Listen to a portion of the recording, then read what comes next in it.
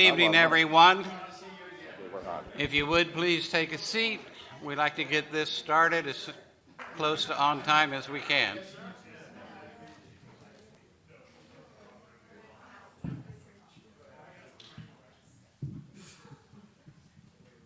It's my pleasure. I'm Ron Farris, City Manager of Palm Beach Gardens. I'd like to introduce to you the Mayor of the City of Palm Beach Gardens, Mark Marciano. Mayor? All right, well, hey, thank you all for coming tonight. This is a very important subject that we feel in the City of Palm Beach Gardens is not just important to us here, but for you all, those that have businesses in the city, those that are planning on building in the city, and actually for our entire county and region.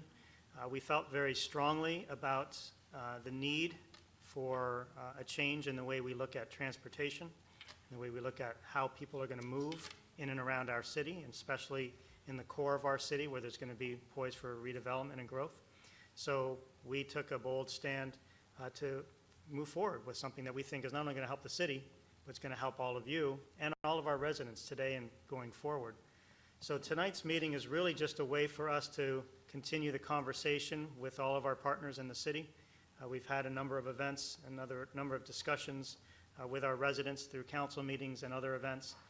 We're going to have another event with the Economic Forum. I see Rebel Cook in the back to continue the conversation about why we went forward with this and why we think this is important for the city of Palm Beach Gardens and for the region as a whole. But I'm going to turn it off to Peter and to Max, and the two of them are going to describe what led to this decision, what it means for you, how it's going to work, and then of course Max will follow up with some of the legal background as to why we think we're going to be fine. So with that, thank you again for coming. Thank you, Mayor. Well, the Mayor just explained to you what I was going to explain to you, so that cuts me very short. But thank you all for coming here. If we have any representatives from the county who'd like to come up, we did invite the county. They indicated it was they couldn't get staff here because of the short notice, and I appreciate all of you coming here, even though it was short notice. But there were a lot of hot questions going on out in the community that were apparently confused about some of the applications of the mobility fee. So we just thought it important to get it real quick and let people hear from us some of the answers, some of the questions that were being asked. So what we will have is brief presentations like the Mayor said, and then we'll get right into questions. We have a, excuse me, a mic on the floor. Procedurally, if you would come to the mic and ask your question. This is a live stream event. It is out there on the computers. It's recorded. It will be placed on our website for anyone to see, open, transparent, and so feel free to have your conversations, ask your questions, if there are any after these two great presentations. Thank you very much. Peter Hallfine.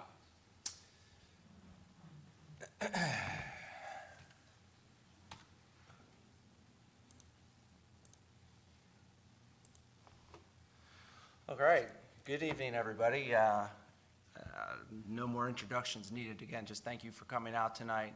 We hope to provide a lot of helpful information, clear up a lot of misinformation that may be out there in the community, and here to ask any questions that you may have. So for those, I see a lot of familiar faces, but for those that don't know me, my name is Peter Hopkins. I'm the Assistant Planning Director here at the City of Palm Beach Gardens. And again, just a quick introduction here to provide information on the mobility fee.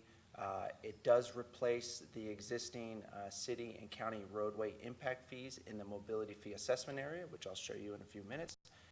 And those mobility fees that are collected in the mobility fee assessment area, that program will be administered by the city, and those improvements will be done and paid for by the city with the mobility funds. So just a little bit of a background. I know a lot of you have been following this, but it started really back in 2016, 2017, when the city took the initiative to adopt policies and objectives in its comprehensive plan to begin the framework for mobility plan and fee. And after we adopted those provisions in our comprehensive plan, we then went out and hired a consultant to help us with the technical aspect of developing a mobility plan and a mobility fee with the data and analysis, and all of the technical mechanics that come along with developing such a innovative approach to transportation in the city. So the mobility fee assessment area, I just touched on this on the previous slide, but essentially what you see here is the city divided into two separate districts, separated by the Beeline Highway there in yellow. And so the blue area is what we refer to as the mobility fee assessment area and the benefit area. So if you are developing a project in the blue area, you are no longer required to adhere to the county TPS concurrency standards.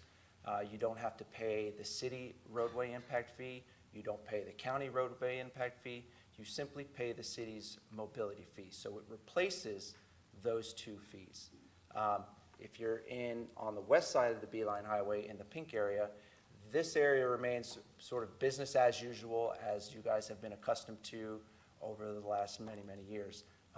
The city's roadway impact fee will be applied there. The county's roadway impact fee will be collected there, and you will have to adhere to the county TPS standards. So if you want to get a building permit in the city of Palm Beach Gardens, you will receive that building permit from the city of Palm Beach Gardens.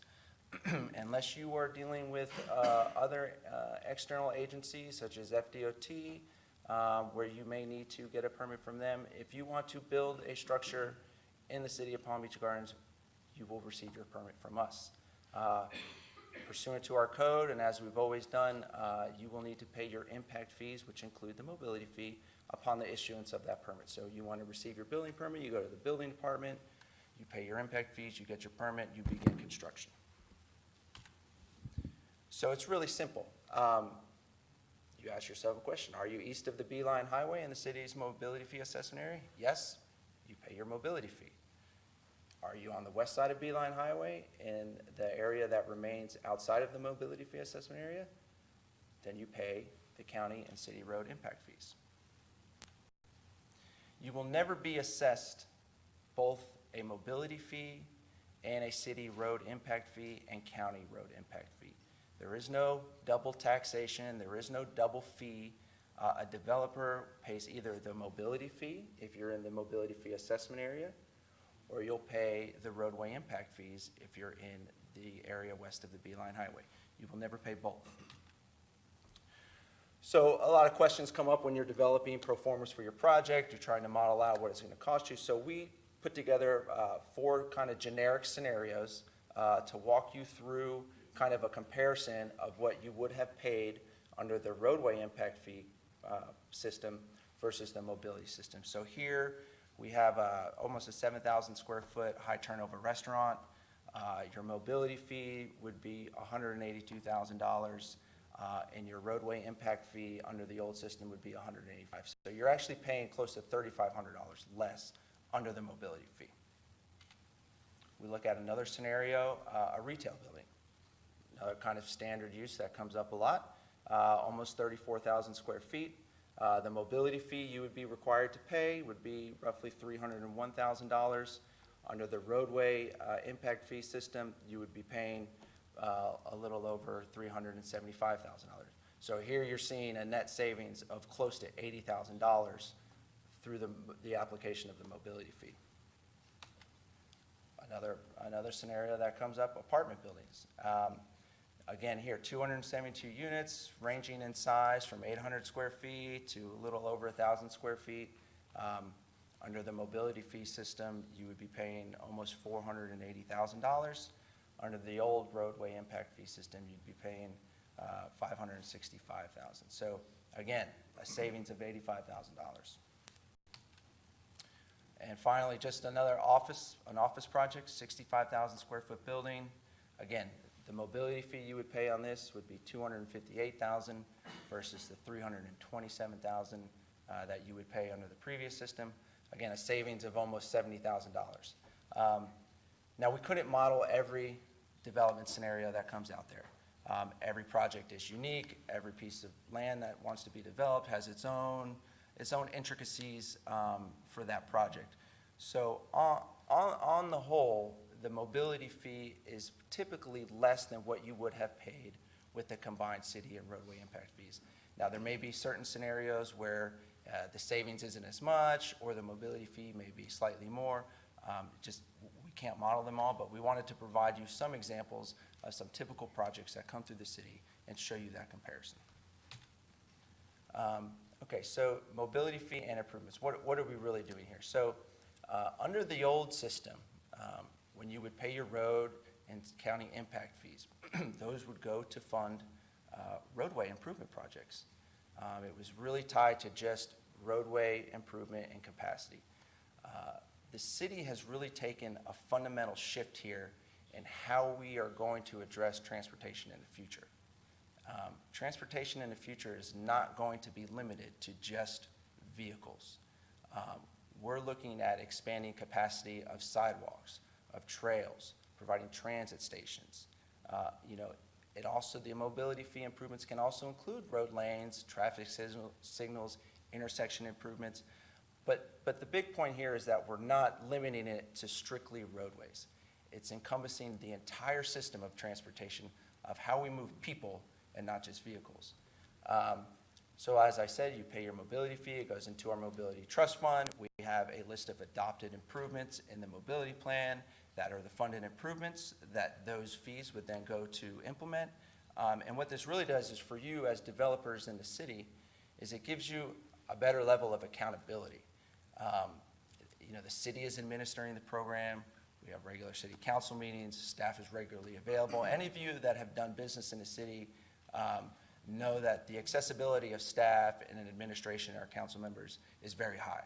So, the accountability there is much higher than you have it at the county level. Your return on investment is significantly better. So the mobility improvements that get constructed in the mobility assessment area, you're going to see direct benefits of that. You're not paying a roadway impact fee for an improvement to go be built down in Palm Beach Shores or up into Cuesta or out west. These improvements will be built east of the Beeline Highway within the city's jurisdictional boundary. You're going to see that benefit. And as I said before, the roadway impact fees were really strictly for roadway improvements. Again, as I just said, the projects that are funded are in the blue area, the same as the assessment area right there, if anybody's confused. And as I mentioned before, when you were paying your roadway impact fees to the county, the city was collecting those, we were transmitting those to the county, and anybody that was doing development in the city, those fees that the county collected could be spent anywhere there in Zone 1. So all the way from Tequesta to the north, down to Palm Beach Shores to the south, out west to the Beeline. I mean, it's approximately 14 miles. So were you really seeing the benefit of those improvements? Well, you will see the benefit of those improvements now, because they're going to be built in the city in the mobility fee assessment area. So just in summary, I don't want to waste any more of your time. I do, again, thank you for being here tonight. The mobility fee is only paid for development and redevelopment east of the Beeline Highway. Mobility fee replaces and eliminates the city and county road impact fees east of the Beeline Highway, so you won't be paying two fees. And for the most part, it's comparable to the previous system that you were under. And finally, the mobility fee funded improvements are constructed, as I said, east. We have received a lot of support, not only from the development community, but from other bodies, particularly the Palm Beach County Planning Congress, the Palm Beach TPA, the Palm Beach North Chamber of Commerce, and the PGA Boulevard Corridor Association. These agencies recognize that the future of transportation in the city of Palm Beach Gardens is about mobility and all transportation options, and not just moving vehicles. That's it. And Max?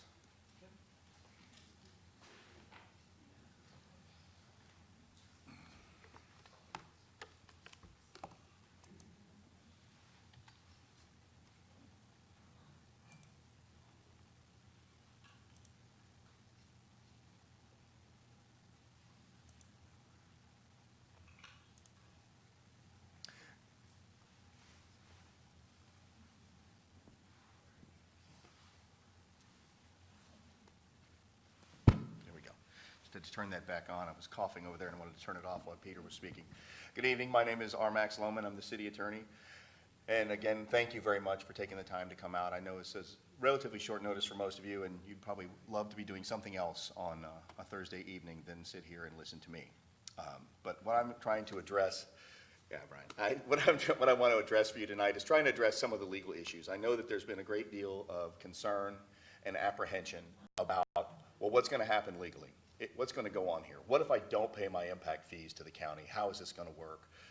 Are they going to sue the city? Are they going to get involved in this long, drawn-out litigation that's going to negatively impact my development, business in the community, business countywide? Well, I don't believe that it will, and this is why. The statute is very, very, very clear, okay? We can't use a mobility fee or an alternative mobility system to deny, time, or phase an application. That also means you can't use the non-payment of the county's road impact fees to time, deny, or phase an application for site plan approval or development of any type. Peter already touched on it briefly, but your mobility fee, our mobility plan and mobility fee is designed to entirely mitigate your transportation impacts. And if you entirely mitigate your transportation impacts under the law in accordance with Chapter 163, the county has no legal basis to force you to pay a county road impact fee or to try to delay your permit. Plus, we issue the permits. Your permits will be issued.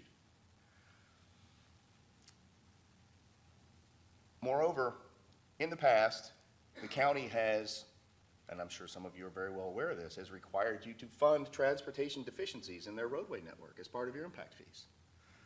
They said, oh, well, there's a deficiency on the roadway. You have to bring it up to standard, and then we can deal with your impacts. Well, that doesn't comport with the law, just the long and short of it. And there's the language right there that defines what a transportation deficiency is. The county has largely kind of hung their hat on sections 1.3 of the Palm Beach County Charter. Section 1.3 of the county charter is the part of the county charter that's required under Article 8 of the Florida Constitution to determine what the superiority is between a municipal ordinance and a county ordinance should they be in conflict in a charter county. Well, 1.3 subparagraph 2 and 1.3 subparagraph 4, you're probably all very familiar with it, say that if there's a conflict between a municipal ordinance and a county ordinance relating to a road impact fee or the county's road program relating to roads not within that the municipality is not responsible for, then the county's ordinance prevails. There's several different ordinances in the county charter that are addressed that way, wellfield protection being one of them. Well, they have ignored, in my opinion, the previous section that comes right before that says clearly nothing in this home rule charter shall override or conflict with state law or the state constitution. Well, I just showed you some provisions in state law that specifically empower local governments to adopt a mobility plan and a mobility fee. So it would seem relatively self-evident that a county charter cannot then preempt state law. That's what their argument is basically, that's what they're hanging their hat on. That is the crux of their argument, is that their charter provisions prevent us from adopting a mobility plan or a mobility fee, or still forces us to be under the traffic and currency.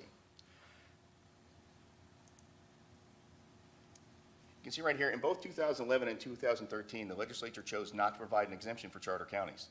In 2011 is when the Florida State Legislature recognized that the one-size-fits-all roadway improvement plan doesn't work. For those of you that have lived in Palm Beach County for a long time and probably remember back when Military Trail was a dirt road, traffic concurrency and a countywide traffic program worked. It made sense. We needed those roads built. When Military Trail was a dirt road, you needed to collect impact fees to improve that, to mitigate the impacts of developments. That satisfied a dual rational nexus. It was clearly necessary. Military Trail is 6 lanes wide in Palm Beach Gardens, all the way down to Riviera Beach and beyond into West Palm. There's no available right-of-way. There's no available right-of-way for PGA Boulevard. So how, pray tell, can a road impact fee exacted on somebody that builds, I don't know, DeVosta Towers, for example? Where's the rational nexus there? What roadway improvement is going to be made within the city of Palm Beach Gardens when the major thoroughfares, county roadways, are built out? How is that going to be applied legally to mitigate those impacts? Well, we don't think that it has been. And again, both of these amendments in Chapter 163, and this is something that a lot of people may not be aware of, when the legislature adopted these amendments in 2011 and 2013, the legislature was painfully aware of what was occurring here in Palm Beach County as it relates to traffic impacts and traffic concurrency in particular. And they adopted this largely with Palm Beach County in mind. There are 2 other counties they were considering as well.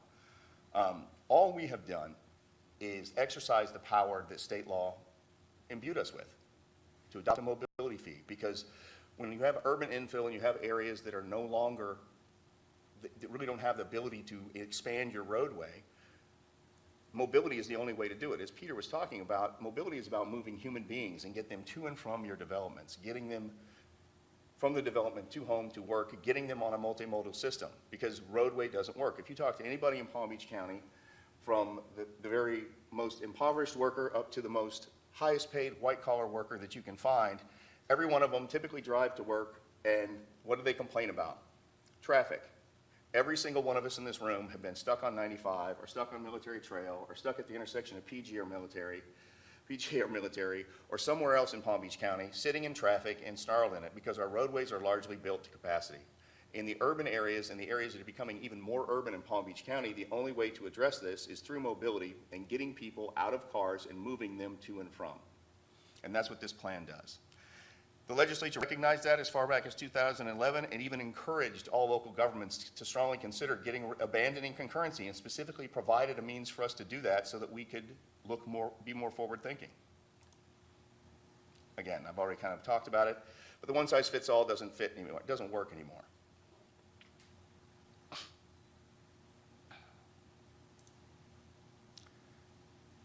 The other argument is they say, well, it's an impact fee, it's a road impact fee, it has to do with transportation, so our charter and our ordinances prevail. Well, Articles 12 and 13 and the reference sections of the Palm Beach County Charter deal with traffic concurrency, roadway transportation. They don't deal with mobility fees. They are 2 different things. And you can easily see that there are 2 different things, because the statute specifically says that mobility fees have to comply with the requirements of 163-31801, just like impact fees. It analogizes mobility fees to impact fees. Well, when you analogize one thing to another, they are not the same thing. Apples and oranges are both pieces of fruit, but they are not the same thing. Mobility fees mitigate transportation impact, and they have to do with your transportation, just like road impact fees do, but they are not the same thing. So I would submit to you that their charter provisions are inapplicable to mobility fees because they don't address mobility fees. Mobility fees can't be, fine, road impact fees are superior, but they're not superior to a mobility fee because a mobility fee is not the same thing. The other big thing that mobility plan and a mobility fee does for you as a developer and a resident and a member of this community is we stop looking at transportation impacts on a development by development basis as far as how to deal with them.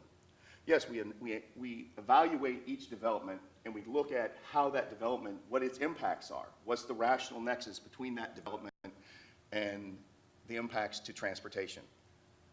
But the plan is looked at community-wide. We're looking at everything east of the Beeline Highway and looking at how each development will impact transportation and mobility within that whole area. So it's not just a snapshot in time the way road impact fees and transportation concurrency is reviewed. It's a much larger scale, much more holistic approach about moving people that last mile.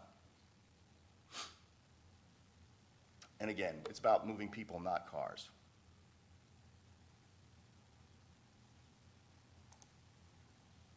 The county's also said, well, we have to repeal those provisions of our code, of ordinances 16 and 19, 2019, that are in conflict with their road impacts. Well, we were specifically empowered to do those. And all we have done is exercise the authority that the legislature granted us. Under Chapter 166, the Home Rule Powers Act, and the Florida Constitution, we are specifically imbued with the power to do all things, to perform all governmental functions that are not reserved to the county or the state. Well, there is no carve-out in 163. If you can comb through Chapter 163 until you are literally just bored out of your mind, and it won't take long, it's kind of dry reading, but you won't find a carve-out for charter counties. You won't find out any carve-out at all as it relates to counties and transportation. It talks about local governments. It doesn't talk about the county. and their ability to enact a countywide transportation ordinance. Also, unlike the county's ordinance, our ordinance complies with the law. We actually meet all the statutory requirements. When Palm Beach County adopted Ordinance 2019-13 last year, it was around April, they reviewed it, but they didn't adopt all the most recent localized data. You don't get to pick and choose when you do your traffic study. Okay, once you do your traffic study and you figure out what the impact fees are going to be based upon your impact fee study, rather, you have to adopt the whole thing. You don't get to pick and choose. That's the new localized data. You don't get to go, well, we kind of like the old data. It doesn't work that way. It also fails to satisfy the dual rational nexus test in application. Peter showed you those zones. I have had county staff who will remain nameless say to me personally that an impact in Avenir or in Jupiter could have impact in Boca Raton. Just think about that for a minute. In a state that's larger than Rhode Island, they said that it would have impact in Boca Raton because somebody from the mall might transit up to Palm Beach Gardens to shop in the mall, to come up to Palm Beach Gardens Mall from Boca Raton. And those of you that are in the development community and do land use for your clients or are involved in it deeply know that we look at peak trips only, AM and PM peak trips. That was an anecdotal mention about coming to shop at the Gardens Mall. That's not a worker. They also failed to comply with the mandate set forth in 31801, which specifically codifies the dual rational nexus test that was established by Nolan Dolan. So the Florida legislature has gone a little step further and been a little more specific than even the dual rational nexus test. And again, I've already talked about the deficiencies. Now, one thing that I want to show you real quick, and then I'll sit down, unless you have any questions for me. This is part of a letter that went out today, and most of you are probably aware of it, addressing responding to a letter from Palm Beach County, from the county administrator. Let me open this up so you can see it a little better. This is from a presentation done by Palm Beach County before the MPO June 16th, 2016. And it shows the impact fees collected and the impact fees expended in each of the municipalities during that 12-year period. And I tell you, I wasn't really even aware of this because I wasn't at that meeting. And when I saw this, it kind of really surprised me. Atlantis, they collected $178,000, and Palm Beach County spent $9 million doing road improvements in the city of Atlantis. Okay, I don't know where that rational nexus comes from. I wonder whose development up here in the north end of the county paid for that. Boca Raton, they collected $9 million, they did $16 million worth of improvement. This is a great one. Boynton Beach, wow. $24 million collected, and they spent a big whopping $869. They collected $24 million in a 12-year period, and they only spent less than $1 million doing road improvements in Boynton Beach. So the developers down there paid for a whole lot of nothing. And the reason that this is important is not just about, and I know it's important to all of you folks that are spending the money paying the fees, but it's important to the community. The Florida legislature has required, they demand that developers pay their fair share to mitigate the impacts created by their development. And if you don't pay that, developments fail. It makes it difficult for people to live in residential developments. Commercial developments don't do well because it makes it very difficult for people to get to and from. If you have a work center, again, it makes it very difficult for people to get to and from. And so they're not mitigating the impacts to benefit the development that you're paying for. And it violates the dual rational nexus test. Here's another example. Delray Beach, $15 million, they spent $3 million. Glen Ridge, well, not a lot, but they got $0. And the reason I think this is important, I'll get down here to Palm Beach Gardens to show you something, because I want to be in a sense of full disclosure.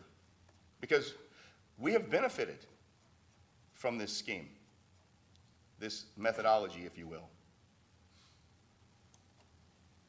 In that 12-year period, they collected $22 million, and Palm Beach Gardens spent $30 million. But again, it still doesn't make it right. Just because they ended up spending the money up here for that time period, it doesn't make it right. At the end of this little slide presentation that they did, they projected where they were going to spend money and how much they were going to spend.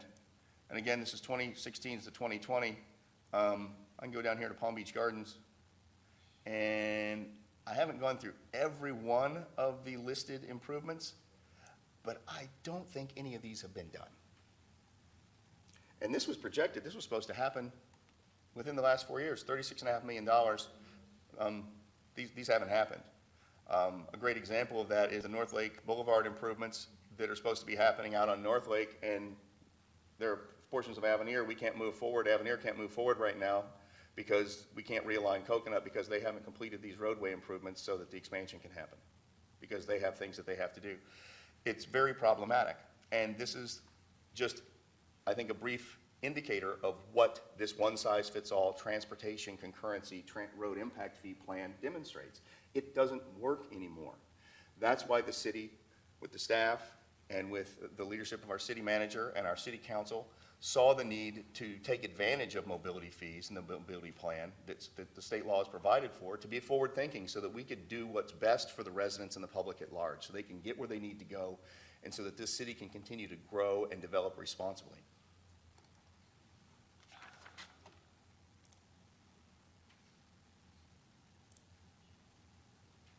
And that's why I can say that the county has historically fully complied with the law when expending road impact fees.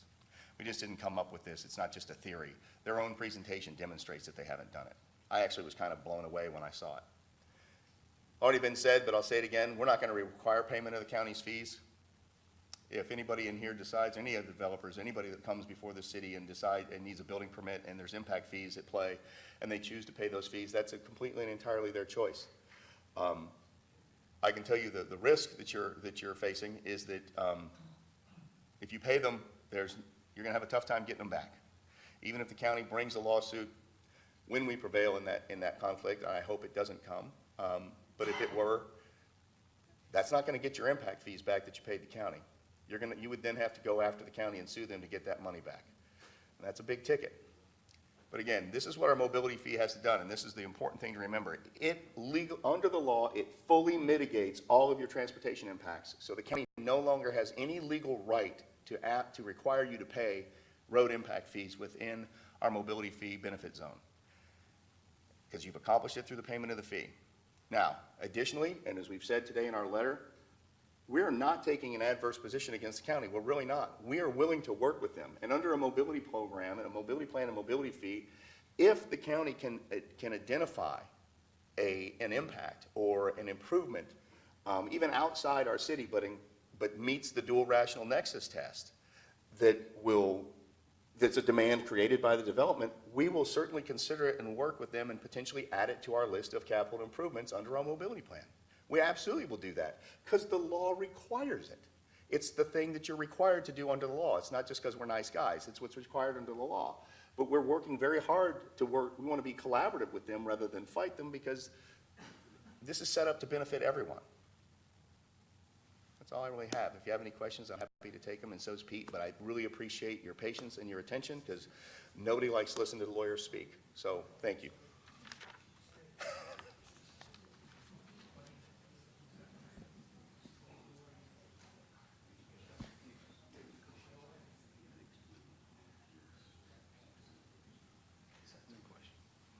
All right, now's the time. If you have a question of the speakers, if you would come up to the microphone and ask your question, and we'll do our best to give you an answer. I told you they're going to do such a good job. There's not a question except from another attorney, of course. I couldn't let you get away with it. It's actually a process question more than anything else, because most of the rest of the questions I've asked, and we've had discussions, and I appreciate that, and I've had discussions with the county, and I appreciate them as well. Fundamentally, in a process, if the mobility fee is already designed to mitigate all traffic impacts, does that mean that we no longer, sorry, Adam Kerr, have to do traffic studies and include those as part of the development application and review? That's an excellent question. I've been instructed to stand to answer because I am off camera, and there's nothing I love more than to be on camera. So as part of any development or site development, we will continue to require a site-specific traffic analysis and that is to analyze the impacts that that development is going to have in that particular, in terms of turn lanes, in terms of access and egress into the site. So we will be requiring site-specific traffic analysis that will need to be submitted and reviewed by the city and the city's traffic consultants. Yes, so there's a couple follow-ups, one from Mr. Tuma, which were just the words long range, so I don't know. But the question becomes then, how does mobility impact that traffic study? So if the mobility is going to take some of those cars off the road, how does the transportation, I'm going to even call it a transportation study to sort of fit into the concepts we're talking about. How does that take into account alternative modes of transportation that are going to be supplied and provided through the mobility plan? Does that analysis, should we look at how those trip counts change? So I don't quite understand. So, Well, I'm not an engineer, so I'm sure I'm messing it up. and neither am I, so. But basically, the turn lanes and the access points are based on cars coming in and out primarily. If there's mobility, there's fewer cars. So should we look at that in analyzing the traffic in the transportation study as opposed to a TPS sort of formula that the county has had for those years that are based solely on cars? So I'm not quite understanding your question, but I'll do my best to answer, and we can always have a follow-up discussion after, because I don't want to provide appreciate that. any misinformation. Ken will ask you about long range. I don't know what he. Misinformation out there. So we are going to continue to require the site-specific traffic analysis, and that will be looking at vehicles and how they access the site, and if there's specific turn lanes or improvements that need to be done to mitigate that additional traffic. We are currently working through the process of updating our land development code and comprehensive plan to include the specifics of what those studies are going to include. The statutes require us to do that. That's the next phase of the study. So I'll kind of just leave it at that at this moment until we have sat down and kicked off that further analysis with our consulting agencies.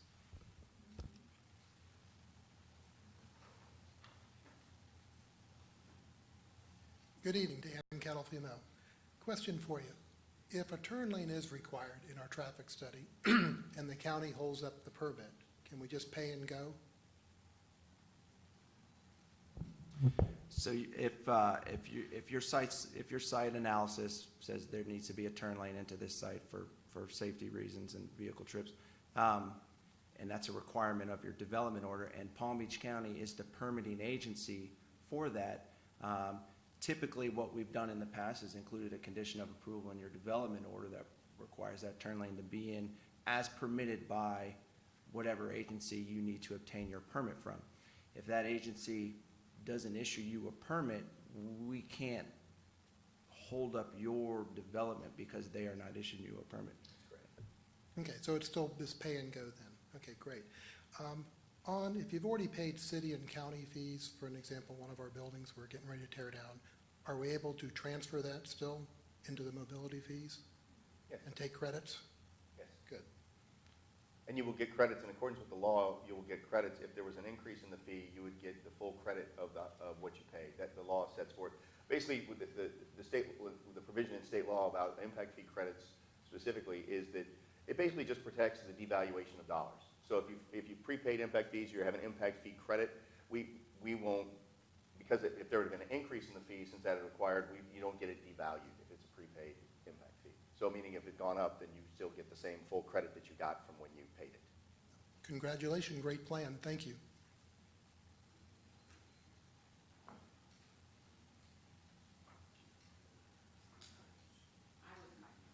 This is nothing that we're going to vote on, so I'm able to ask a question. Microphone. Maria Marino, City of Palm Beach Gardens, also Chair of the Transportation Planning Agency. Just to clarify, there are other fees that are collected by the county, correct? Like a maintenance fee? This is just a takeout of the road impact fee, correct? Yes, all we were discussing tonight was the implementation of the mobility fee as it relates to its offset with the roadway impact fees. There are other impact fees that a development is required to pay, and I think there's some other various county impact fees, schools for residential. Public infrastructure. Public capital buildings, improvement, infrastructure like police, that. fire, those kinds of things. Yeah, those aren't affected by the mobility fee. Again, mobility fee is just replacing transportation concurrency. It's, like I said, it's just that holistic approach at moving people, not just vehicles. And that's, any of you that have ever been to Manhattan or a large metropolis or metropolitan area, it's painful to drive in a vehicle. So people use mass transit. We're reaching that point in Palm Beach County where it's, for some of us, it's starting to become painful enough to consider getting out of our cars. I'm personally not there yet, but I know that there are people that are. And it will be it's coming. And what this does is the legislature has provided us a tool, and the city is utilizing it to be forward-thinking, to plan for it in advance. Other communities have done it with great success. The Washington, D.C. area, the traffic, it's ensnarled, it's embroiled, it's awful. I've lived there for many years, and I can tell you that there is no good time to drive the Beltway. But some of the things that they did there were very forward-thinking. When they built Interstate 60, I believe it's 66, that runs east-west in and out of Washington, D.C. and Northern Virginia area, they built it with the Metro Rail right between the travel lanes. They built it with mass transit in mind. They built 395 with not so much with mass transit in mind, but with a double-lane HOV lane that was directional, built it between the lanes when they expanded it, when it needed to be expanded. And they did that so that they could help move people and cars in and out. And you can only take that, it's HOV3, so it encourages carpooling to try and get more cars off the road. Those things are always done in areas where driving a car starts to become more painful than mass transit. And if you really do a good job of planning for mobility and you have a thorough, well thought out plan, it gets that last mile. Because it's one thing for us to end up with a transit-oriented development over here and end up with a tri-rail. But mobility looks at just beyond tri-rail or mass transit. It's looking at how we're going to get people from that mass transit node, that last mile, down to DeVosta Towers or down to outside the mall or any one of the other buildings that are built around here.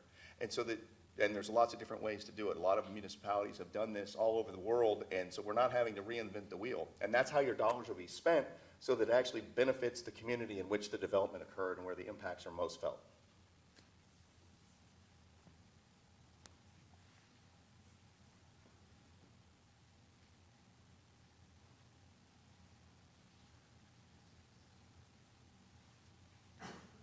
More questions?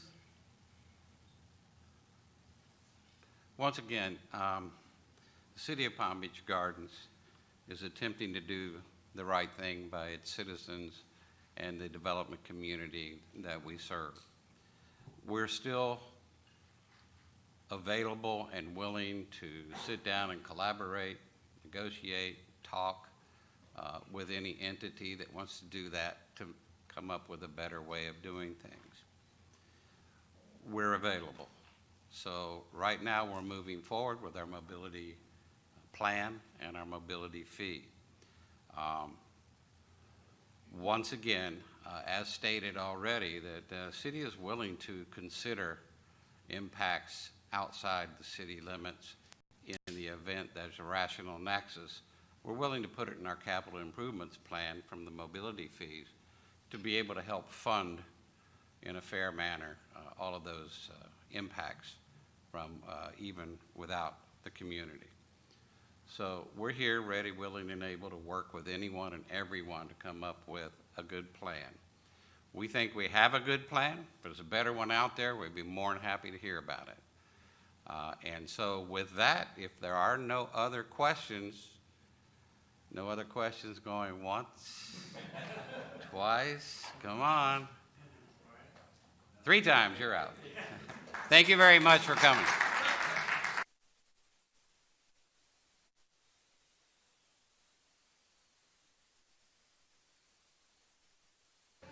By the way, if you did not receive an email from the city today regarding a letter in response to Palm Beach County's request that the city repeal mobility fees and the ordinance, we have copies over on the desk you're welcome to take with you. It explains the law and what we're trying to accomplish. Thank you.